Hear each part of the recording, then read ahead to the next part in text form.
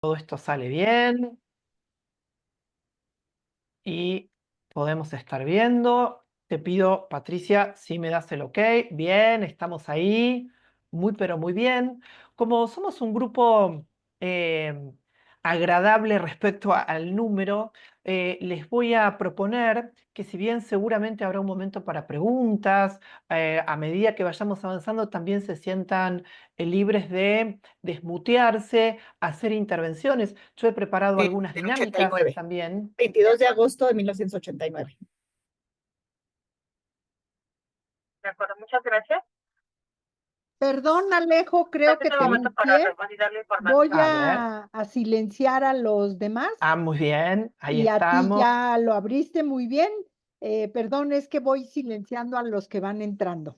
Muy, pero muy bien. Les decía, siéntanse libres de interrumpir, hacer preguntas. Voy a invitarlos en algunos casos a utilizar el chat para algunas dinámicas muy breves, pero como somos un grupo relativamente reducido, la idea es que la palabra pueda circular. Como bien decía Patricia, la idea es poder trabajar respecto a conocer un poco más de qué hablamos cuando hablamos de burnout y cuáles son las estrategias que están al alcance de la mano de los equipos de conducción, de directivos y de coordinadores al momento de poder potenciar. Me gustó mucho lo de la inteligencia colectiva, entornos saludables, entornos de trabajo que realmente cuiden a las personas que allí se desempeñan. Les cuento un poco cuál es la propuesta. Como es un tiempo reducido, se me ocurrió presentarlo de esta manera. Los voy a invitar a conocer 3 descubrimientos, 3 direccionalidades y cerrar con 3 ideas. 3 descubrimientos que nos van a plantear algo así como el estado de situación, que no va a estar excepto de algo de humor e ironía, ya lo van a ver. 3 direccionalidades como temáticas a tener en cuenta y 3 ideas para que como ticket de salida ustedes se vayan con orientaciones claras respecto a cómo abordar esta temática. Prepárense entonces para el primero de los descubrimientos que voy a compartir con ustedes y habiliten también algo de el humor y de la ironía en este momento. Primer descubrimiento: sin docentes no hay escuelas. Podemos hacer grandes inversiones en recursos materiales, podemos tener el mejor equipamiento tecnológico, podemos estar muy atentos a el mejor método de enseñanza de las matemáticas, pero es fundamental que reconozcamos al recurso humano docente como la piedra, el cornerstone del día a día de los centros educativos. Esto es casi como una verdad de perogrullo, pero es importante ponerlo sobre el tapete porque va a ser muy importante que si nosotros pretendemos una situación de excelencia en términos de educación, entendamos que la clave está en la inversión de la salud docente. Es muy importante que las instituciones educativas tengan una agenda vinculada al bienestar docente, a prestar atención a las señales de alarma, a operar de manera preventiva para que las dificultades eventuales respecto al bienestar docente no lleguen al aula. Cuando esto ya ha generado interferencias en el día a día del aula, estamos llegando tarde. La idea es que a partir de este encuentro ustedes puedan tener una respuesta preventiva, anticipatoria, con esta primera idea en mente. Sin docentes no hay escuelas. Vamos al segundo de los descubrimientos. Parece raro decirlo así, ¿no? Y vamos a usar en este caso en la primera persona en plural. Los docentes somos seres humanos. Insisto, parece algo obvio, algo que conocemos todos, pero por momentos lo olvidamos. Como vamos a ver en unos minutos, los docentes compartimos con otros colectivos profesionales determinados mandatos sociales que muchas veces nos hacen desconocer esta humanidad que nos constituye, esta vulnerabilidad. ¿A qué me estoy refiriendo con los docentes son seres humanos? Los docentes necesitan atender a su salud integral, a prestar atención a cómo se alimentan, cómo descansan, cuáles son sus vínculos significativos, de qué manera pueden disfrutar de situaciones vinculadas al ocio y al tiempo libre. Muchos discursos no malintencionados, pero que generan alguna confusión, nos dicen que somos seres especiales, nos dicen que somos superhéroes. Y tal vez debamos encontrar un punto intermedio. Hemos elegido gestionar las mejores profesiones del mundo, las profesiones que implican abrir puertas, las profesiones que implican capitalizar habilidades y entrenar capacidades, pero no dejamos de ser seres humanos. Cuando este discurso se potencia y creemos que no necesitamos dormir o que podemos pasarnos por alto alguna comida o que no es necesario cuidar la actividad física, es donde muy silenciosamente y aún sin quererlo estamos jugando con factores de riesgo. Así que nos quedamos con este segundo descubrimiento. Los docentes somos seres humanos. Y vamos al tercero para cerrar esta introducción. La docencia es un trabajo. ¿A qué me refiero con esto? En general, las profesiones que tienen que ver con educación, por un lado, no tienen el reconocimiento social que debieran y se les exige por demás. Por poner un ejemplo, al cirujano no se le suele cuestionar una decisión de quirófano o cómo toma el escarpelo, el bisturí. Sin embargo, a los docentes sistemáticamente parece que se nos cuestiona absolutamente todo. Desde los equipos de conducción es muy importante fortalecer el sentido de pertenencia institucional, pero también el sentido profesional. A mí me gusta empezar a hablar de profesionales de la educación, es decir, poder situar al docente como un experto en su área, como un experto en su materia, que toma decisiones basadas en la evidencia. Desde qué intervención pedagógico-didáctica llevar a cabo, qué tipo de agrupamiento, qué recorte curricular, cuál es el contenido. Poder situarlo como un experto en su materia que va a ser sostenido desde ese lugar. Otra cosa que es importante decir al decir la docencia es un trabajo, es que todo trabajo comienza, se desarrolla y termina. ¿A qué me refiero? A que hay determinados colectivos profesionales, ahora vamos a ver cuáles son, que son sobreexigidos. Los docentes invertimos muchas horas de nuestro tiempo libre en producir material didáctico, en corregir, en realizar capacitaciones y muchas veces, aún con una intencionalidad muy pero muy positiva, esto deteriora prácticas de cuidado que es necesario evaluar en términos de costos y de beneficios. Por ejemplo, si un docente está interfiriendo su patrón de sueño por dar respuesta a una planificación demasiado extensa, exigente o que no corresponde a el grupo con el que está trabajando, ese deterioro del patrón de sueño, nos dice la ciencia, va a ser un costo a nivel institucional. Un docente mal alimentado, un docente mal descansado, un docente que no tiene experiencias de disfrute en su vida cotidiana, es un docente que va a terminar trayendo problemas en el ámbito institucional, en su práctica, con sus colegas y con la comunidad toda. Y ahí es donde los directivos, entidades propietarias, coordinadores, deben estar atentos para poder intervenir a tiempo. Nos quedamos entonces con estos tres descubrimientos que simplemente pusieron sobre la mesa cuestiones centrales. Sin docentes no hay escuelas. La docencia es un trabajo y los docentes somos seres humanos que no podemos desconocer determinadas necesidades. Con estas tres direccionalidades les propongo avanzar en relación a tres conceptos. Riesgo y ver qué dice la ciencia respecto al burnout y los factores que hay que escuchar y observar. Autocuidado como una direccionalidad central de los centros educativos y algunas cuestiones referidas a la práctica cotidiana en las escuelas. Vamos con el primero, que es el burnout. ¿De qué hablamos cuando hablamos de burnout? Junto con los profesionales de la salud, los profesionales de las fuerzas de seguridad y aquellas ocupaciones que tienen que ver con la atención al público, los profesionales de educación compartimos un desgaste particular. Quiero ser claro en esto. No estoy diciendo que sea un desgaste ni más intenso ni más importante que otras profesiones, pero sí es relevante prestar atención a que es un desgaste muy particular y que no siempre es tenido en cuenta. Cuando trabajamos con otros, curando, enseñando, atendiendo, resolviendo problemas, alojando, sosteniendo, hay una demanda psíquica, emocional, cognitiva y física que no tienen otras profesiones. Y esto es muy importante saberlo porque es parte del combo de la profesión que elegimos. Y si yo no presto atención a estas demandas específicas, voy a terminar no activando las conductas de cuidado institucional y de autocuidado que son necesarias.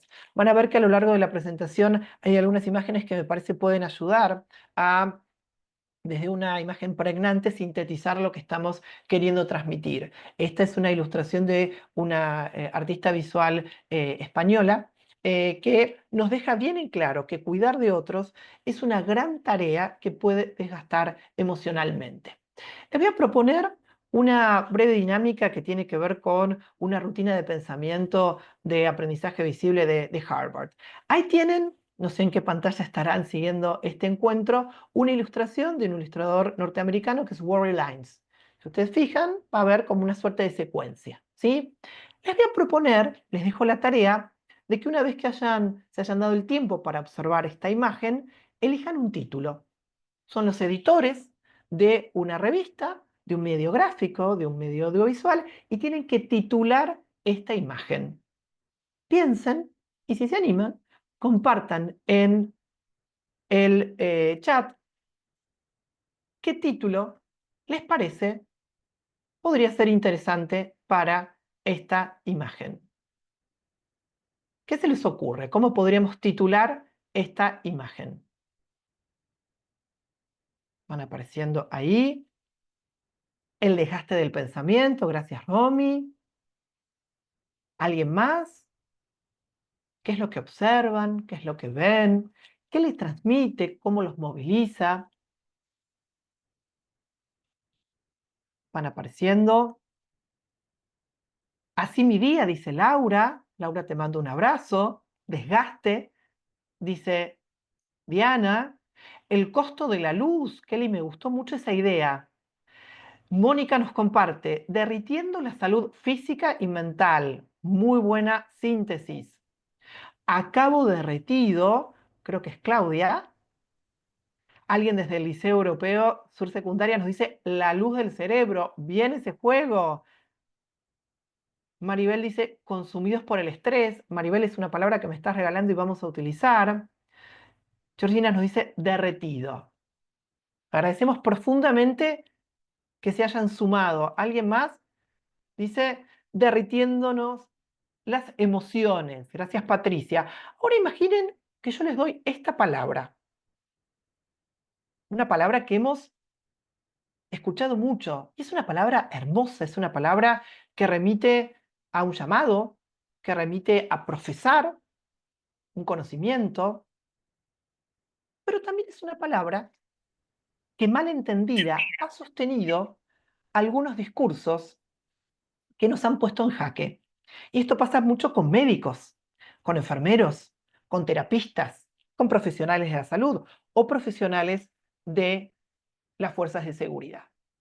En nombre de la vocación, se desconocen algunas necesidades inherentes específicas a la profesión docente. Y aquí es importante que los equipos de conducción sean muy claros y potencien entornos saludables. Vamos a la imagen. Fíjense que hay una secuencia. Fíjense que entre el personaje 3 al 4 comienza a darse un deterioro. La llama es la misma, pero el impacto es distinto. Si todo sale bien, después del encuentro de hoy, nos vamos a ir con herramientas para cuidar, proteger esa llama sin que nos lastime, sin que nos derrita, sin que aparezca algo que ustedes mismos trajeron que tiene que ver con el estrés. Técnicamente, el burnout comienza a aparecer en la literatura científica en la década del 70 y en una aproximación tal vez apresurada, podría pensarse como el síndrome del quemado, ¿sí? Si jugamos con la idea de la cerilla, una cerilla que ha sido utilizada es una cerilla que no puede reutilizarse. Es decir, cuando pensamos en un recurso humano quemado, es un recurso humano que no está en condiciones de seguir llevando a cabo su tarea. Ustedes tienen ahí Frauenberger y Maslach, los dos autores que más han trabajado. Maslach es la autora de un cuestionario que se sigue utilizando al día de hoy para evaluar burnout. Clásicamente ha estado siempre dentro de los trastornos de ansiedad. Se ha considerado una patología psicosocial asociada a el estrés. Hoy por hoy los nuevos abordajes comienzan a proponer pensarlo dentro de los trastornos del estado de ánimo con un vínculo muy importante a los trastornos depresivos. ¿Por qué? Porque una de las características centrales del burnout es la anedonia, que es la incapacidad de disfrute, pero también el aplanamiento afectivo. Cuando pensamos en una persona que está atravesando un cuadro de burnout, es una persona que tiene una profunda indiferencia afectiva. Recuerden esta idea, alguien que está quemado, alguien que no reacciona ni a una buena noticia ni a una mala noticia. Distinción importante. De la misma manera que tristeza no es depresión, que miedo no es pánico, cansancio no es burned out. El burnout es un estado de agotamiento psicofísico, que como vamos a ver en unos minutos, no se produce de un día para el otro, pero va mucho más allá en términos de desgaste. No es una situación que se resuelve o remite a partir de una buena noche de sueño. Si pensamos en los trastornos de estrés como un déficit en la posibilidad de hacer coping o afrontamiento, acá nos encontramos con una persona que no tiene forma de dar respuesta a las demandas cotidianas. Está alterado el patrón de sueño, está alterado el patrón alimentario, con diferencias importantes en el peso corporal, hay una desmotivación y una despersonalización absoluta, hay en algunos casos, y esto hace que pensemos también en cuadros depresivos, una importante irritabilidad. Cuando pensamos en burnout, no estamos pensando en una persona que no puede trabajar, estamos pensando en una persona que no puede amar, que no puede funcionar, que no puede comunicarse. Fíjense entonces que es muy importante desde la salud de nuestros recursos humanos, pero también desde la salud institucional atender a estas señales. Se los decía hace un ratito y lo desarrollamos un poquito más acá. Aquí están las 12 fases o etapas o momentos que van progresando. Y fíjense que también ahí hay un diálogo con la imagen de Worry Lines, ¿sí? Un burnout no se produce de un día para el otro, se va generando en el tiempo. Y quiero que a partir de lo que vayamos trabajando, ustedes se transformen en especialistas para poder frenar este avance entre la fase 3 a la fase 4. ¿Qué es lo que caracteriza a la fase 3? El desconectarse, el desconocer las necesidades propias. Cuando ustedes comiencen a evaluar en su plantel docente, en su equipo de trabajo, que una persona está desatendiendo las necesidades básicas, es donde ustedes deben poder intervenir. Porque la progresión, fíjense en la clave visual que da el autor de esta imagen, es mucho más rápida. Es decir, entre la etapa 1 a la etapa 2 hay una velocidad muy lenta. De la etapa 2 a la etapa 3 es media, pero a partir de la etapa 3 a la 4, a la 5, a la 6, es como el carro de una montaña rusa en bajada. Comienza a ser mucho más rápido. ¿Por qué? Porque el sujeto comienza a perder recursos. Tengo un cuerpo que está malnutrido, tengo un sistema mal descansado, tengo una situación de agotamiento que comienza a complicar. Es como si en las piezas de una máquina las partes comiencen a friccionar unas contra otras y esa fricción complica el funcionamiento total de este sistema.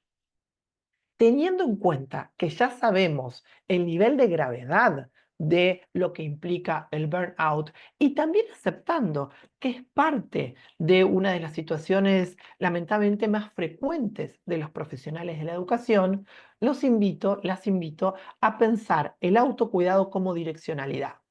Es muy importante, en algunas instituciones esto es mucho más formal y es más claro, y hay programas de bienestar docente, en otras son parte, perdón, del acuerdo institucional o del contrato pedagógico, pero es muy importante que las instituciones comiencen a pensar cuál es el nivel de bienestar docente que promueven. Y esto, si bien tiene algunos datos que son locales, Latinoamérica es una región muy compleja para abordar esta temática por variables que también tienen que ver con lo externo, con situaciones que dan cuenta de variables económicas, sociales, etcétera, etcétera. No es un fenómeno local. España, por ejemplo, está notando que la cantidad de personas que eligen la docencia va disminuyendo sistemáticamente. Chile ha mostrado estadísticas que dan cuenta de esto. ¿Qué estamos diciendo? Que vamos a tener que transformar a las escuelas en lugares no solamente saludables, sino también destinados al bienestar. No vamos a tener recursos humanos si no atendemos a estas variables. O sea que estamos cuidando el aquí y ahora de lo que sucede en nuestras aulas, pero también estamos haciendo inversiones respecto a tener recursos humanos que quieren ser parte de esta escuela y promuevan que otros se sigan sumando. Vamos entonces a el autocuidado. Esta es una ilustración de Liz and Molly, dos ilustradoras norteamericanas. Históricamente, hay múltiples definiciones de lo que implica educar y enseñar. Una que es muy amable y muy agradable tiene que ver con descubrir, es decir, no dar nada, sino generar o facilitar los contextos para eso que está en nuestros estudiantes pueda florecer, ¿sí? Reconociendo cuestiones vinculadas a el entorno y a lo que se pone a disposición. Pensemos entonces en una regadera que riega esas semillas con fertilizantes en una buena tierra, en un buen contexto. Sin embargo, yo les voy a pedir que tengan en cuenta lo siguiente. Esta regadera solamente puede llevar a cabo su tarea si es que tiene agua. La regadera solamente va a poder regar si ha sido regada antes. Y sobre esa manguera, sobre ese grifo, es que yo quiero que presten atención y que puedan tener prácticas que estimulen que sus docentes ejerzan el autocuidado, desde la disposición de los espacios, desde la organización de los horarios, desde el tipo de recurso que se les brinda y desde las decisiones institucionales respecto a agrupamiento, etcétera, etcétera, etcétera.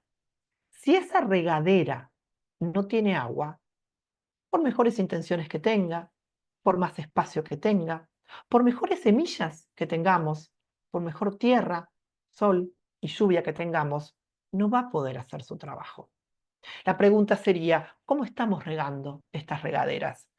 ¿Cuánta agua tienen a disposición? ¿Cómo está ingresando el agua? ¿Qué calidad de agua estamos promoviendo o brindando? Esta es la idea central del encuentro de hoy. Desde Maslow ya sabemos que todos los seres humanos, los docentes lo somos, no somos especiales, tenemos múltiples necesidades. Las básicas las conocen. A mí me interesa ir por encima de la pirámide. No La sé si volví alguien a- está hablando. A ver, no. Bien. Cualquier cosa, Patricia, tú me avisas si hay alguna pregunta ahí para contestar. Les decía, me interesaba prestar atención o invitarlas a que prestemos atención a las necesidades psicosociales. Todos los seres humanos necesitamos ser escuchados, ser tenidos en cuenta, ser reconocidos, ser amados, estar conectados, ser parte. Sin embargo, muchas veces estas necesidades en el ámbito docente se buscan satisfacer pura y exclusivamente en el ámbito escolar, dentro del centro educativo. Y aquí tenemos un error. que no pasa en otras profesiones.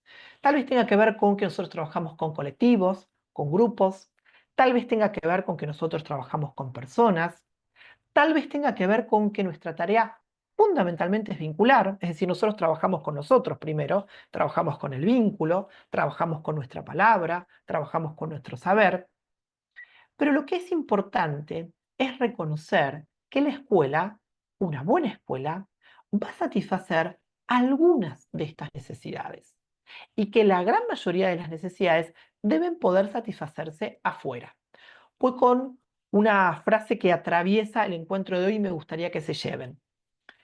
Para llegar a ser los mejores docentes que mis docentes puedan llegar a ser, deben dejar de ser docentes una vez al día, en la semana, en el mes o en el año. Si no podemos regar esa regadera en otros contextos, va a ser muy difícil que esa regadera tenga mucha agua y de calidad. Si un docente no puede dejar de ser docente en algún momento, vamos a estar construyendo un posible burnout. Lo vamos a tener en cuenta a partir de 4 ejes. Los invito a que piensen una mesa que tiene 4 patas, una mesa que va a depender de esas 4 patas para poder tener sobre su superficie elementos maravillosos, importantes, valiosos. Su sostén está dado por estas 4 patas. Si quieren, podemos pensar que la escuela, que se sostiene en los docentes, también va a tener que prestar atención a estas 4 patas. Imaginen que esta mesa son sus docentes y que independientemente de qué pata estemos hablando, necesitamos que estas 4 patas estén fuertes. Porque, ya lo vimos, son profesiones donde vamos a tener que poner muchas cosas sobre esta mesa. Estas 4 patas no son mágicas y no son desconocidas, y acá volvemos sobre esta idea de los docentes somos seres humanos. Vamos a revisarlas juntos y vamos a prestar atención. Vamos con una que damos por sentada, alimentación. Necesitamos promover alimentación de calidad, consumir alimentos y no productos, tener un momento para comer, poder comer con otros, poder estar involucrados en la producción de esos alimentos. Voy a decirlo de manera brutal, pero si yo tengo un docente que está mal alimentado, va a ser muy difícil que pueda ser el mejor docente que pueda llegar a ser. Desde lo institucional, esto podrá tener que ver con la utilización de los espacios, la organización de las cajas horarias o de los horarios, pero es muy importante que estimulemos que los docentes revisen sus patrones alimentarios y tomen decisiones saludables respecto a ellos. Otra pata importante, descanso. Es muy importante la relación que existe entre el déficit en el patrón de sueño y la emergencia de trastornos en salud mental. Cuando se deteriora el patrón de sueño, hay muchísimas chances de que algo de la emergencia en salud mental se dispare. Cuando hablo de descanso, estoy hablando del sueño, tener una psicohigiene del sueño, es decir, dormir más o menos siempre a la misma hora, con la temperatura regulada, sin pantallas, sin luz blanca, después de haber hecho una buena digestión, en no necesariamente 8 horas, pero sí unas 6 a 7 horas de sueño que va a poder permitir lo que se llama sueño profundo, sabemos fundamental para el trabajo y para el aprendizaje, pero también estoy incluyendo un montón de actividades que implican descanso y que no tienen que ver con el sueño. Me estoy refiriendo al tiempo libre. Cuando un docente tiene tiempo libre, tiempo de ocio de calidad, hay muchas más posibilidades que sea permeable a las indicaciones, que contribuya a un clima áulico-afectivo de calidad y que promueva más y mejores aprendizajes. Un docente que no está descansado va a entrar en modo supervivencia y eso deteriora todo el funcionamiento institucional. Otra de las patas, contacto social. Somos seres gregarios. Es importante, en esta pata en particular, estimular el contacto social, ser parte de una comunidad extraescolar, realizar algún curso, algún taller, llevar a cabo alguna actividad solidaria. Estimulen que sus docentes busquen pasión más allá del ser docente.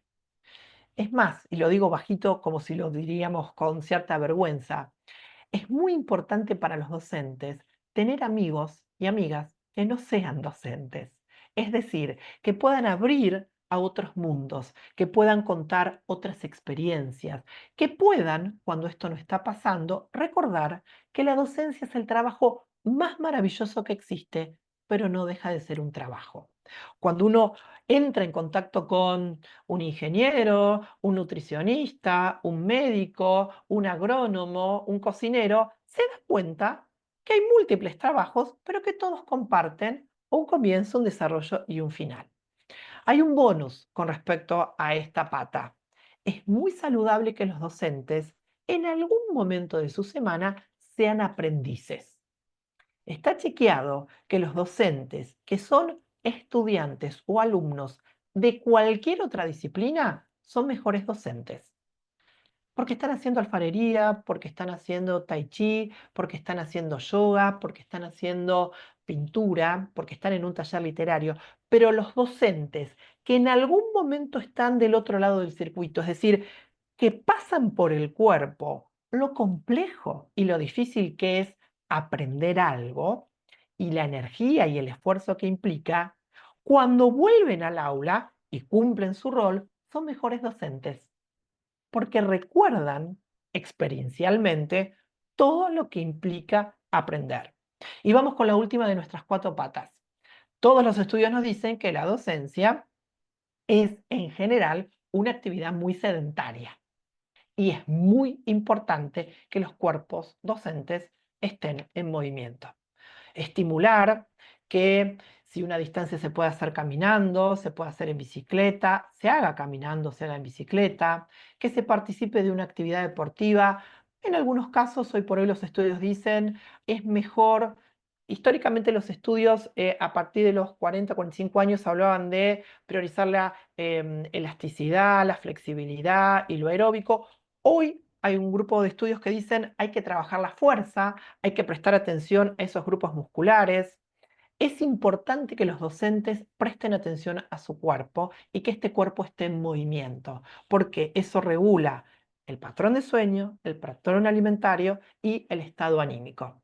Estas 4 patas tienen que estar presentes fuera de la escuela, pero las podemos convocar, estimular, no olvidar dentro de la escuela. No estamos buscando que los docentes hagan actividad física en la escuela o que si comen en la escuela presten atención. Estamos estimulando a que los docentes presten atención a estas patas. Y fíjense que aquí hay una cuestión de alguna manera irrelevante respecto a la pata que es más importante. Ninguna pata es más importante que la otra, porque, piensen en la mesa otra vez, si una pata comienza a pudrirse, comienza a apolillarse, no importa cuál sea, es la del sueño, es la de la alimentación, es la de la actividad física, es la del contacto. ¿Por qué? Porque todo eso que yo voy a necesitar poner sobre la mesa va a terminar en riesgo de igual manera. La idea, lo tienen ahí, es estimular que mis recursos humanos estén bien fuera de la escuela para estar mucho mejor dentro de la escuela. Como síntesis de esta idea, 2 opciones. Sobre todo en la década del 80, los discursos vinculados a productividad tenían que ver con algo que hoy se conoce como hiperproductividad o productividad tóxica. Hacer más y más y más y más. Y los nuevos estudios nos dicen que eso termina justamente donde no queremos terminar, en agotamiento, en burnout. Fíjense el primer dibujo, la primera imagen. Trabajar hasta agotarnos, hasta que el cuerpo dice basta, hasta que no puedo continuar. Get sick, enfermarme. Burnout, quemado. ¿Y cuál es la alternativa? La alternativa, que es más estratégica y que tiene que ver con decisiones saludables, es equilibrar trabajo y las 4 patas que mencionamos. Trabajo, descanso. Trabajo, ocio. Trabajo, actividad física. Trabajo, cuidado. Y para quienes están preocupados, tal vez, respecto a estamos perdiendo tiempo, estamos perdiendo recursos o capacidad, fíjense, en la segunda imagen llegamos más alto, logramos más. Vamos a tener mejor índice de pertenencia, menos rotación docente y vamos realmente a poder estimular innovación y excelencia educativa. Vamos empezando a despedirnos con la última parte, en la escuela. Aquí hay una frase que me gusta mucho y que viene acompañada de dos ilustraciones de Lloyd, que es un ilustrador argentino, y Justicia, que es una ilustradora española. En este caso, esta docente de muchos años dice: el cuerpo me pide vacaciones, y uno lo siente. Y cuando el cuerpo pide, el cuerpo no espera. ¿Se acuerdan? Pasamos del nivel 3 al 4 muy rápido. O, mucho más duro, Lloyd en esta lápida dice: al fin, vacaciones. Algo está mal.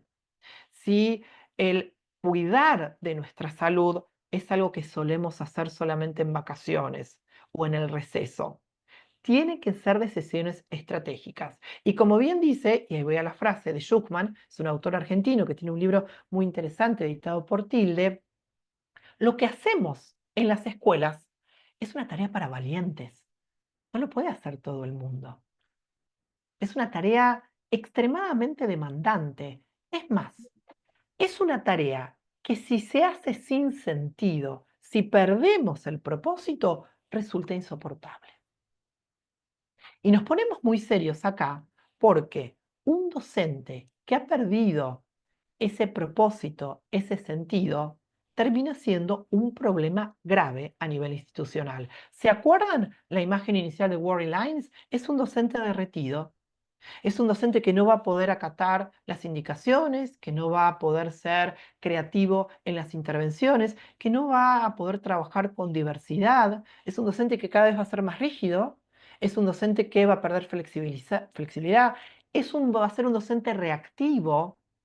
Y todos sabemos lo que sucede cuando tenemos ese tipo de docentes en la comunidad educativa. Es muchísimo tiempo, muchísimo dinero y muchísima energía la que nos lleva a poder atender estas situaciones. Por lo tanto, tenemos que prevenirlo y trabajarlo anticipatoriamente. Es importante que los docentes realmente puedan ajustar expectativas.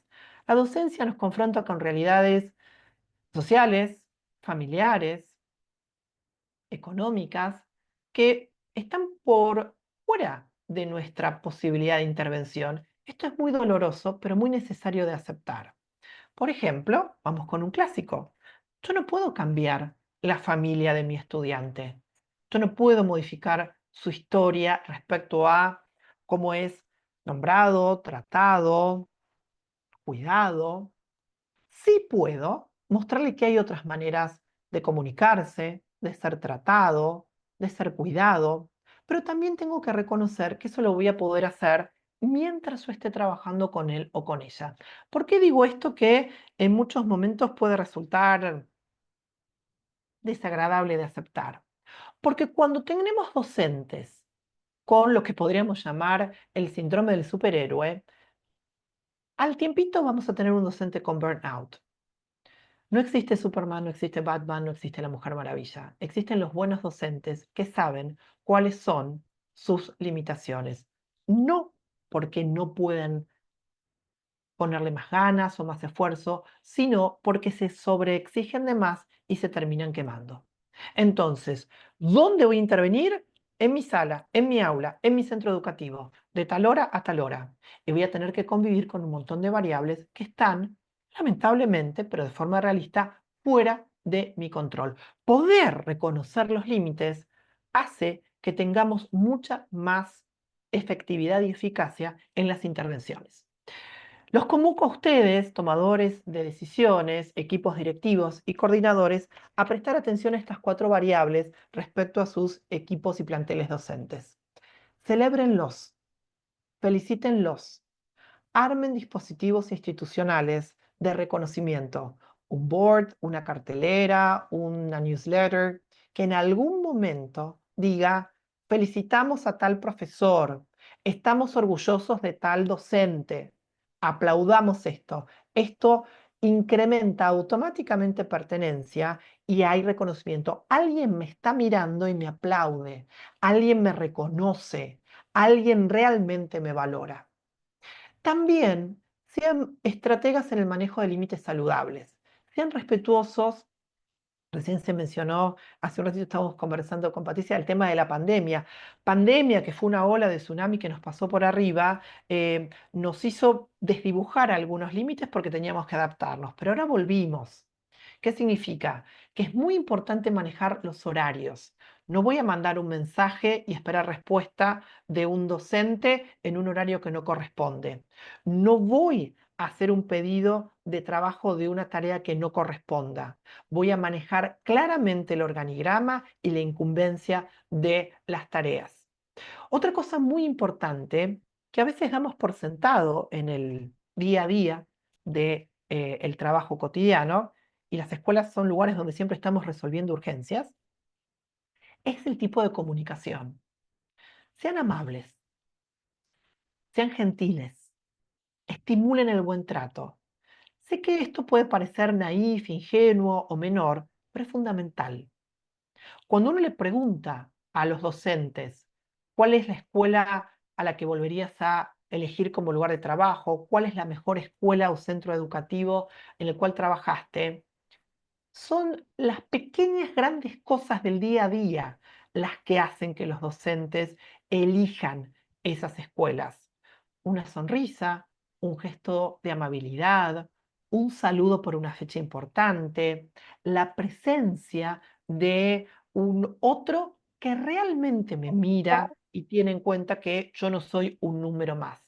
De hecho, es lo que nosotros proponemos en las aulas, que se trabaja constantemente en programas de educación en valores, en educación emocional. Bueno, seamos los encargados de tomar decisiones y de gestionar equipos modelos. Hay una frase muy linda que dice que la educación en valores en sí no es una educación que se enseña, es una educación que se muestra.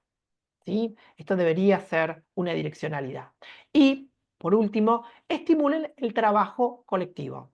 Parejas pedagógicas, equipos, tutorías, el docente ingresante que esté muy vinculado con el docente con mucha expertise o experiencia, que haya mucho proyecto interdisciplinario, es decir, que este docente no se sienta solo, no solamente por el coordinador, el supervisor, el propietario, sino por el colega. Vayan ustedes tejiendo esa red que va a ser de última la red que va a sostener a la institución. Empezamos a despedirnos. La propuesta había sido 3 descubrimientos, 3 direccionalidades y vamos a cerrar con 3 ideas y una tarea para el hogar que les voy a dejar. Las 3 ideas intentarán resumir lo que estuvimos trabajando y proponiendo. La primera idea los convoca directamente a ustedes. El equipo de conducción, los coordinadores, son figuras centrales. Yo diría, son los actores protagónicos en el modelado del autocuidado docente. Las preguntas que hagan, a qué les presten atención, qué tipo de recursos brinden, que celebren, son momentos claves en el autocuidado docente como direccionalidad. Insisto, cada institución tiene su propia impronta, su propio ideario. En algunos casos va a ser un programa de bienestar docente más formal, en otras serán intervenciones más cotidianas, pero es importante que esté en la agenda de todo equipo de conducción y de todo coordinador el bienestar docente. Segunda idea, la escuela tiene que ser un lugar seguro, estable, amigable y de pertenencia para todos los actores institucionales. Hemos trabajado y seguimos trabajando y deberemos seguir trabajando en que los niños, niñas y adolescentes se apropien de la escuela y sientan que en la escuela son cuidados, son respetados, son valorados y son desafiados cognitivamente. No podemos hacer menos con los recursos humanos docentes. La escuela debe ser un lugar de crecimiento y de seguridad para los recursos docentes. Y por último, repetimos algo que ya dijimos. Ningún docente es un héroe o una heroína. Son seres humanos con las mismas necesidades que el resto de los mortales que elegimos enseñar como una profesión, como un trabajo. Y ahí resumimos todo lo que estamos diciendo. Necesitamos prestar atención desde nuestra alimentación a nuestro patrón de sueño, pasando por nuestras relaciones, nuestros vínculos y nuestras áreas de desafío cognitivo propias. Les voy a dejar una tarea para el hogar, que es una rutina de pensamiento, es una rutina que se llama SED, que tiene que ver con S, con E y con D, para que puedan utilizar. Es una rutina que me gusta usar después de una secuencia didáctica, de una capacitación, de un proyecto. Intenta formalizar qué es lo que se llevan. Y les dejo 3 preguntas. La primera pregunta, la pregunta que viene con la S. A partir de todo lo que escucharon, de lo que compartimos, de lo que pueden haber estado pensando, mirándose a ustedes mismos, mirándose en su función, prestando atención a su institución educativa. ¿Qué conducta sería funcional seguir haciendo? ¿Qué estamos haciendo bien?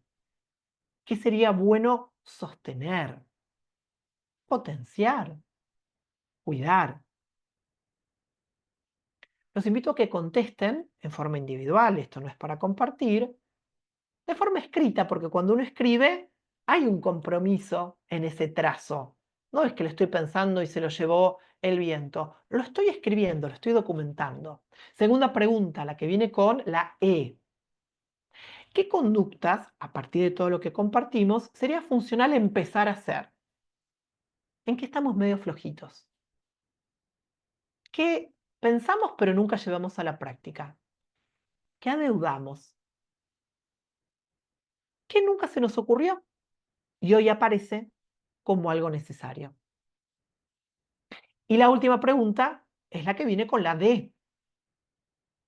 Porque vamos creciendo, porque vamos aprendiendo, porque las organizaciones que son orgánicas cambian en sus contextos, en sus demandas, en sus posibilidades. Por lo tanto, la D nos pregunta qué conducta sería funcional dejar de hacer. ¿Qué tal vez funcionó en otro momento y ya no más? ¿Qué probamos y los datos nos dicen que no es efectivo, que no es eficaz, que hay que revisar, tal vez con dolor, tal vez aceptando, tal vez soltando y haciendo un duelo, por eso que confiábamos iba a funcionar, pero la realidad me dice que no. ¿Qué vamos a seguir haciendo? ¿Qué vamos a empezar a hacer? ¿Y qué vamos a dejar de hacer? Les agradezco muchísimo por la atención, el respeto, la invitación, y si Patricia estás de acuerdo, habilitamos. Ahí hay una pregunta que nos dejó Claudia, creo. Así es, Que Alejo. Muchas bien. gracias. Pero voy a empezar a leer las preguntas. Tenemos una al principio que es, ¿tienes sugerencias de actividades y o prestaciones para los docentes Todo que lo que estuve. sean un salario emocional que abone a su salud mental y sentido de pertenencia a la institución educativa? ¡Wow! La pregunta del millón. Es muy interesante el concepto de salario emocional y de hecho apunta justamente, creo que es Claudia la que está preguntando, es muy pertinente, Claudia, la pregunta. De acuerdo a cada institución es un mundo, las posibilidades, las comunidades con las que trabaja, pero yo apuntaría a lo que se llama microacciones, ¿sí? De qué manera cotidiana podemos atender a esto, que en algunos casos podrá ser preguntar por un proyecto de un docente, en otro caso podrá tener que ver con linkear. Esto que me estás contando me hace acordar algo que me contó tal docente y genero ahí un vínculo. Pregunto acerca de una necesidad. Si veo que el cuerpo de un docente me está transmitiendo una situación de malestar, me acerco, convoco, muestro un interés genuino. Eso es como una primera aproximación a lo que es el día a día. Y si la institución lo permite, podríamos realmente pensar en situaciones que estimulen una cartelera, por ejemplo, donde tenemos noticias acerca de actividades deportivas que se hacen en las cercanías, algún curso que implica, no necesariamente desde el ámbito profesional, pero no sé, un curso de cerámica que está haciendo la profesora de matemática, que le abre un mundo y que le permite justamente tener un recreo, reconectarse con la pasión, sentirse útil. Todas actividades que en un primer momento podrían llegar a, bueno, podrían no, de hecho, no van a tener que ver con la docencia, pero van a estar abonando a este salario emocional, van a estar haciendo buenos depósitos a este salario emocional, van a fortalecer a estos docentes. En una capacitación en la Argentina estamos por comenzar el ciclo lectivo y hay mucha capacitación y mucho encuentro. Un docente me preguntaba, un directivo, ¿cómo potenciar que ese docente vuelva a conectarse con esa chispa, con ese deseo de ser docente? Y la respuesta puede parecer paradójica, pero estimulando que deje de ser docente en algún momento del día, reconectándolo con la pasión que implica primero estar vivo, estar apasionado por aprender algo, por poner en funcionamiento su cuerpo, por aguardar a que sucedan cosas. Y vamos a tener ahí un hombre y una mujer mucho mejor plantada, mucho mejor conectada, mucho más abierta y disponible y fundamentalmente, que es lo que hoy se entiende por salud mental, mucho más flexible. Espero haber contestado, Claudia, a tu pregunta. Tenemos otras preguntas, Alejo. Bueno, varios comentarios de agradecimiento por todo esto que nos has compartido y mucho para analizar en lo que se hacen en los colegios. En su colegio, dice Ana Gabriela. Hay otra pregunta de Carolina que dice, ¿qué prestaciones consideras las más relevantes para un docente? Por ejemplo, días libres durante clases, algo muy concreto para apoyarles en su salud mental. El tema de dar becas, ¿consideras es algo aún válido y valioso hoy en día o es más ya de la vieja escuela, del old school? No, creo que, a ver, insisto, cada institución es un mundo, pero poder tener una fee o un convenio con un grupo de gimnasios, es una intervención muy, pero muy orgánica, poder habilitar que los docentes tengan acceso a piletas, a clubes, poder tener algún sistema a partir del cual los docentes tengan acceso a entradas a espectáculos o actividades culturales, fomentar instancias que jerarquicen el tiempo libre. En algunos casos puede ser, insisto, una intervención bastante más acotada como una pizarra donde se vayan poniendo novedades. Otras escuelas tienen la posibilidad económica de brindarles membresías a sus docentes para que accedan de forma gratuita o con una tarifa reducida a gimnasios. Otras instituciones también han logrado, en términos de lo que hoy se llama arquitectura emocional, rediseñar la sala de docentes o los espacios en los cuales los docentes están entre hora y hora, prestando especial atención a la luz del sol, al tipo de entorno sonoro, a la temperatura y al contacto con la naturaleza. Muchas veces hay intervenciones que son de bajo costo en algún punto, pero muy efectivas. Poner un bench, un banco debajo de un árbol o poner una serie de mesas donde los docentes puedan tomar su almuerzo o descansar es muy, pero muy efectivo. A diferencia de, por ejemplo, estar en el medio de la institución escolar en un entorno sonoro muy similar al del aula. Media hora debajo de un árbol no es lo mismo que media hora rodeado de docentes que están quejándose y hablando a los gritos. Hay una forma de generar entornos mucho más cuidadosos y atentos a la salud del docente. Muchas gracias, Alejo. Nuevamente sigue habiendo comentarios de felicitación. Y hay otra pregunta de Kelly que dice, ¿cómo evaluamos de forma objetiva el bienestar de nuestros docentes? ¿Qué test o herramientas nos puedes sugerir? Bien, acá tenemos pruebas estandarizadas, pruebas que tienen que ver con bienestar docente. Yo soy algo reticente a esta modalidad. Yo lo que les propondría es, con los equipos de conducción, el cuestionario de MATLAB lo encuentran online, pero que tomen ese insumo y hagan una traducción a su comunidad en particular. Porque, de hecho, hay un montón de cuestionarios también referidos a estrés docente, porque no queremos que los docentes se sientan evaluados en términos de, recordemos que son empleados y estamos hablando de trabajo. Es decir, tiene que ser realmente una propuesta lo suficientemente amable, orgánica y ecológica para poder tener datos de calidad. ¿Sí? Entonces, si solamente estoy evaluando en una escala Likert del 1 al 5, evalúe su nivel de cansancio, esto es algo bastante frío, muy impersonal. Yo preferiría que ustedes lean estos cuestionarios, que insisto, están ahí, son de dominio público, pero que puedan tener una agenda de encuentros breves, muy breves, no más de 15 minutos, donde puedan realmente hacer preguntas un poco más amplias y puedan ir haciendo una evaluación.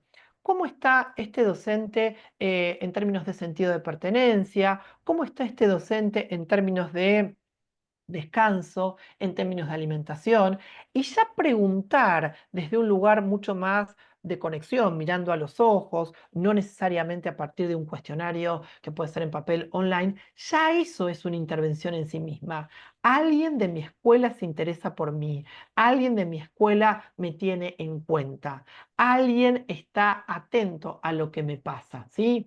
Si estamos gestionando instituciones de muchos docentes, bueno, organigrama, vamos a ir viendo jefes de departamentos que puedan tomar esta tarea, coordinadores de sección, pero siempre potenciamos que, a ver, lo voy a decir de una manera tal vez brutal, que no sea un trabajo más del docente, ¿sí? Porque si no, por más que la intencionalidad sea muy buena, terminamos sobrecargando ese docente. Y además tengo que contestar esta survey, esta encuesta, y no es lo que estamos buscando. Tal vez sentados los dos juntos debajo de ese árbol, en 10 minutos tengamos un barrido mucho más importante que después vamos a tabular, que después vamos a pasar a datos formales para tomar decisiones institucionales, pero ya es una intervención en sí misma.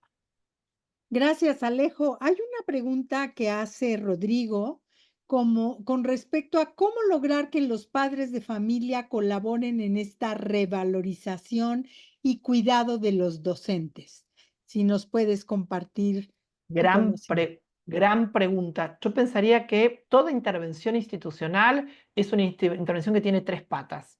Trabajo con estudiantes, que podríamos pensarlo en términos de educación emocional, trabajo con docentes, bienestar docente, y trabajo con mis familias y mi comunidad. Desde una mirada más global, en talleres, estimulando que todos hablemos el mismo idioma, estimulando prácticas que tienen que ver con la empatía, con la escucha activa, con todo lo que tiene que ver con gentileza y amabilidad.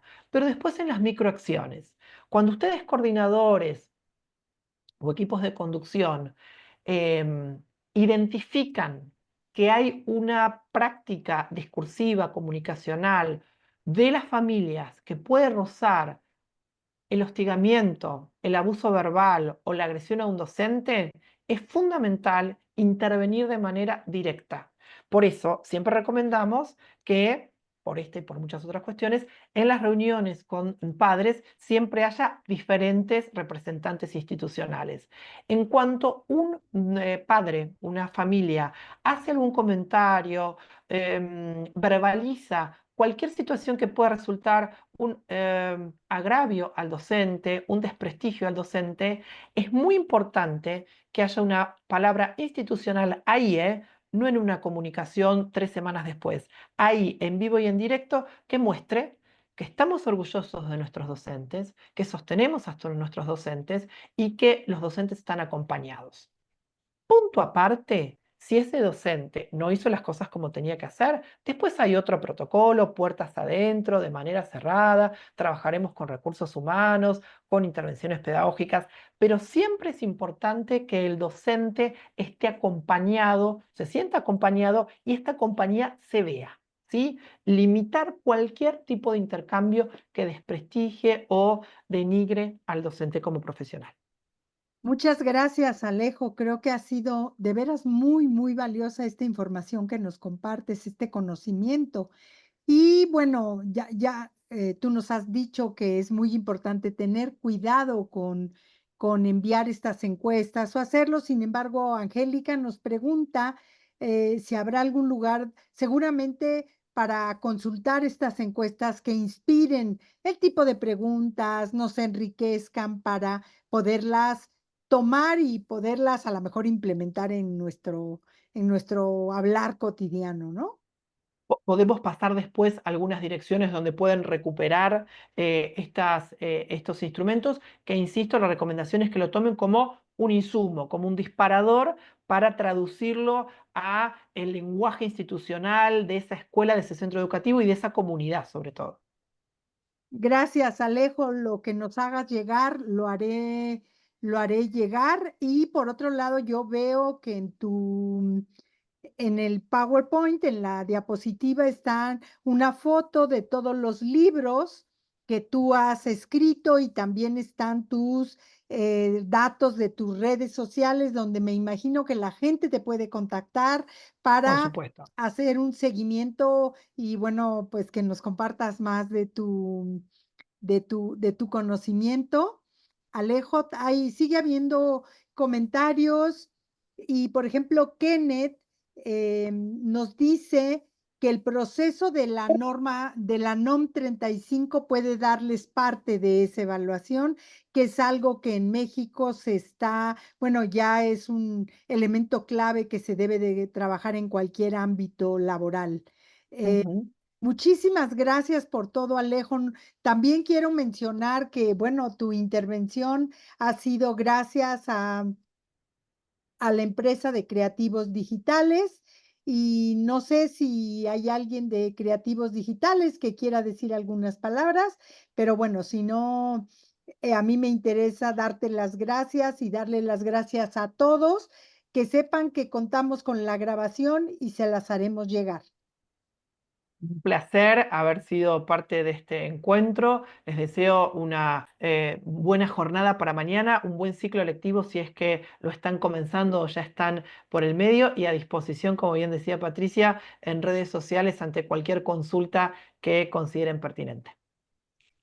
Gracias, gracias Alejo. Sí, acá estoy de Creativos Digitales. Un placer estar aquí presente con ustedes. Quería mostrarles un poquito y contarles qué somos, qué hacemos en Creativos Digitales. Somos una empresa que se dedica a a enseñar programación en las escuelas. Lo hacemos de manera curricular con los propios docentes y con nuestro acompañamiento, por supuesto. La esencia de Creativos es acompañar al docente en la capacitación y además acompañar de manera muy cercana y personalizada a las escuelas. Si me permiten, puedo pasar un videíto. Patricia, ¿puedo pasarlo? Es muy cortito.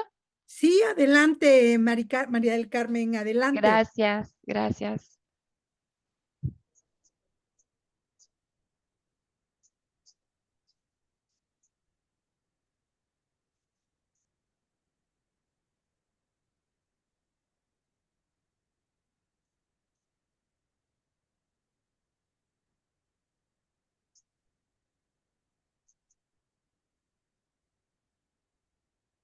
No sé si lleva sonido, María del Carmen, porque no se escucha.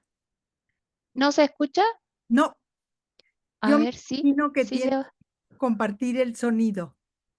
A ver, ¿cómo sería? Creo que antes de compartir tienes que dejar de compartir y cuando vas a compartir te pregunta y entonces ahí dice compartir sonido.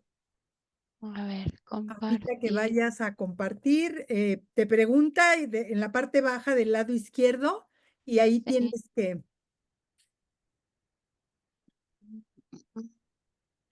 No, No, nada de eso. A ver, configuración del video, sí. Audio.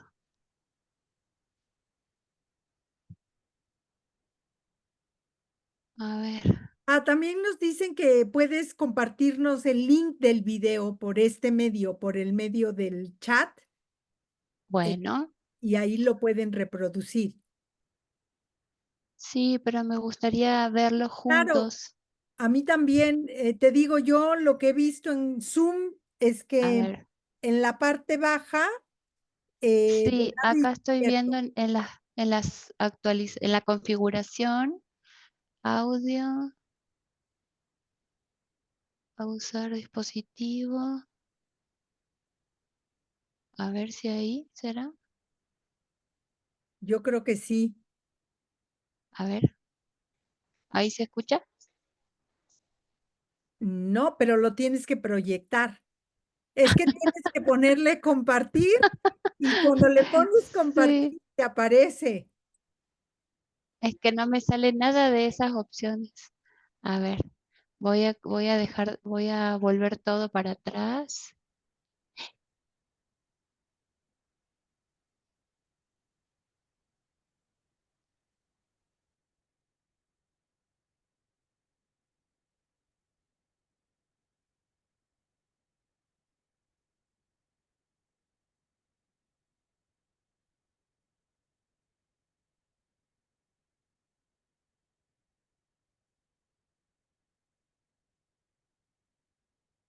Si quieres, María del Carmen, me puedes compartir propios ya. docentes? Ya, ya. ¿Desea que su colegio enseñe programación de forma curricular a todos los alumnos y a través de sus propios docentes? ¿Quiere mejorar así su propuesta educativa? ¿Aumentar el interés de las familias por su colegio? ¿O brindar una propuesta a los padres que solicitan que se enseñe programación? Somos especialistas en este proceso. Brindamos una solución integral para que cualquier institución educativa pueda enseñar programación. Por un lado, brindamos un servicio de capacitaciones y acompañamiento para que los docentes designados enseñen programación. Por otro lado, brindamos el producto, que está compuesto por la academia virtual, el programa educativo, las clases, guías de ayuda y certificados, tanto para docentes como para alumnos. Con nuestra solución integral, de servicio y producto, aseguramos el éxito, ya que el colegio recibe todo lo que necesita para enseñar programación y superar cualquier desafío. Como bonus adicional, también capacitamos al resto de los docentes de su colegio para que aprendan a usar herramientas educativas en otras asignaturas. De esta forma, el colegio evolucionará rumbo a la transversalidad, enseñando programación y también aplicando mejoras en otras asignaturas. Nuestra solución es accesible, no requiere experiencia previa y todos los colegios pueden aplicarla. Contáctenos ahora y comience a enseñar programación.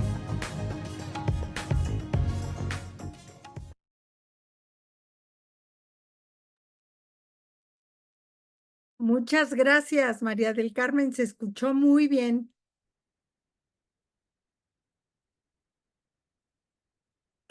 ¿Desea que su colegio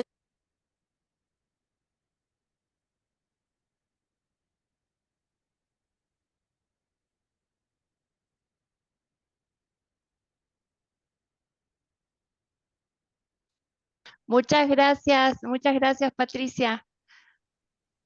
Aquí les dejo el QR si quieren escanear y con muchísimo placer les damos toda la información a las escuelas que así lo requieran. Muchísimas gracias, María del Carmen. Muchísimas gracias a Creativos Digitales, Alejo. Muchas gracias por esta enriquecedora presentación. Y bueno, estamos seguros que seguiremos en contacto. Gracias, muchas gracias. Muchas gracias a todos y buenas tardes o noches para ustedes ya.